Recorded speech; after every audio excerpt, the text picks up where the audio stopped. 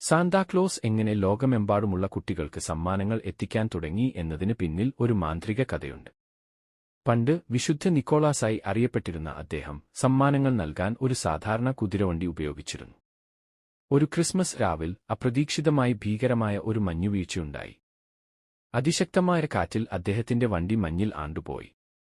മാനവരാശിക്കുള്ള സമ്മാനങ്ങൾ കൃത്യസമയത്ത് എത്തിക്കാൻ കഴിയാതെ അദ്ദേഹം സങ്കടപ്പെട്ടു. ആ നിമിഷം ആകാശത്ത് ഒരു പ്രകാശം പരന്നു. തിളങ്ങുന്ന കൊമ്പുകളുള്ള ഒരു റീൻഡിയറിന്റെ നേതൃത്വത്തിൽ ഒരു കൂട്ടം മാന്ത്രിക റീൻഡിയറുകൾ അവിടെ പ്രത്യക്ഷപ്പെട്ടു. അവ സാന്താക്ലോസിന്റെ സങ്കടം മനസ്സിലാക്കി ആ റീൻഡിയറുകൾ പുരാതനമായ മരത്തിൽ കൊത്തിയെടുത്ത ഭാരം കുറഞ്ഞ ഒരു മാന്ത്രിക സ്ലൈഡ് വണ്ടി സാന്താക്ലോസിന് സമ്മാനിച്ചു.